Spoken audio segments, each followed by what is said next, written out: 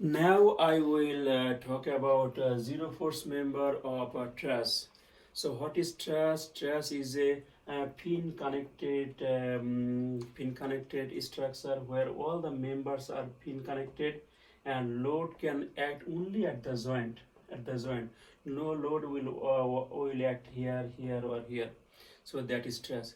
So if we can find zero force member, it will be very easy to solve the forces in different members of a truss. Now, before going that, now why do we need zero force member, or why some members of a truss will have no force? The reason is it provides additional safety, additional security in future if load comes in different ways, so that those member can protect that force. Uh, okay, so what are the two rules? Rule number one: if two non-linear members, so if two non-collinear members form an unloaded joint, both are zero force members. Again, to remark two, so two members will form unloaded joint. So there will be two members and they will form unloaded. At that joint there will be no load, and both of them will be non-collinear. That means not linear.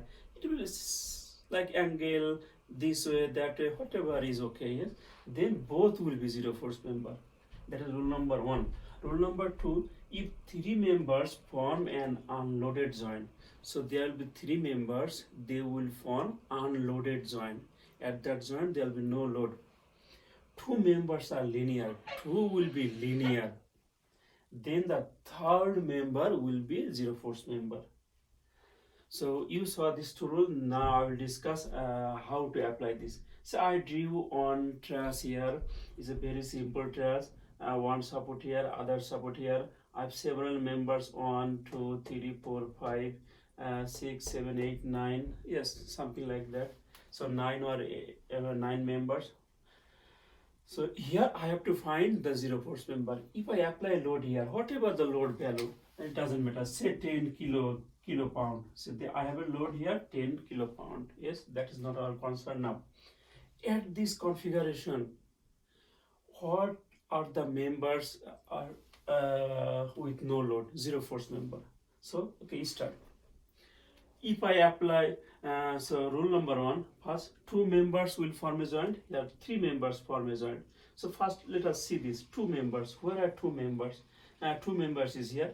One member, two member. So one member, two member. They both form. They are non-collinear. They are not linear and unloaded. There is no load in this joint. No load in this joint. So both will be zero force member. So actually here there is no load, here there is no load. So these two members have no load because it is like two non-collinear members, unloaded joint, both are zero. Okay, so these two member we found that it has no load. Using this rule. Something else also, if you know that these members have no load, you can simply delete this member. So if you like, you can delete it to make your truss easier. So you can simply delete it. Okay, then any other members. Here you can see two members. Two members, they are non-collinear, true, form an unloaded. Is it unloaded? No, there is some load here. So this support will apply some reaction here. So it is not unloaded. So we cannot tell about these two members. We have to solve the truss. Okay, any other two members? Yes, once I delete this will be two members because I am deleting this. But again, there is a load here, support reaction. So we cannot take decision here. Rule number two: three members form an unloaded joint. Fine, three members form an unloaded joint. You can see here. 1, 2, 3. So these three members form an unloaded joint. Two members are linear, 1 and 2 are linear, third one is zero. So this one is zero force member. Third member is zero force member. So I can easily delete this member. So this member is zero force member. How? By rule number 2.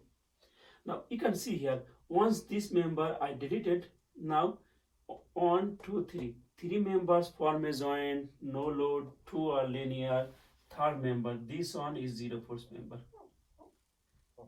This member is also zero force member. So any other member, this member, no, because there's load here, here, no. So these are the four members in this truss who have no load. So if you can find zero force member in a truss, it will be very easy for you to solve the truss, because see, if you delete this member, you have actually very simple truss now. You can find force here very easily. Okay, now I will show you another example. Say it's a very common truss for a beam, for a building.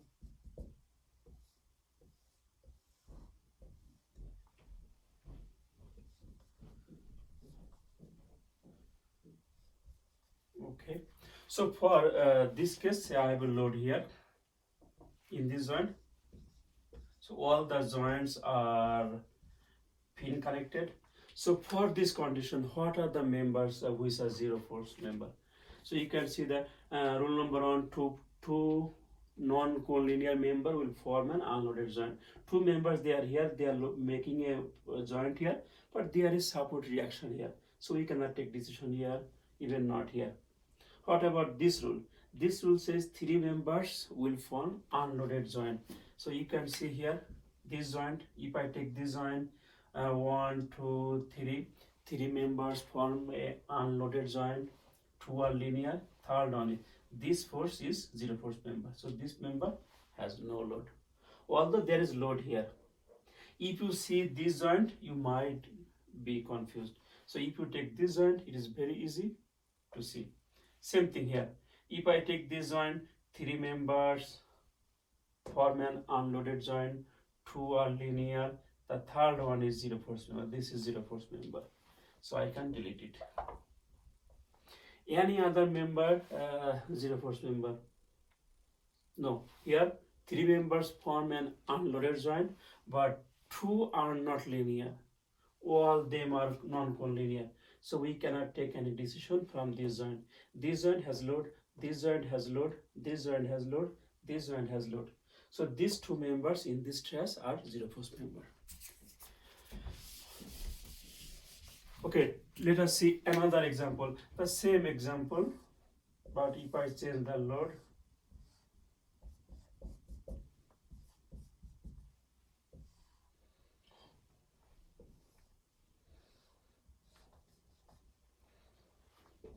so this is another truss. In fact, the same truss with different load. So for this truss, what are the zero force member? So using rule number 1, no member is zero force member, because there are no two non-collinear members form an unloaded. Why? Because two members are here, but there is a load.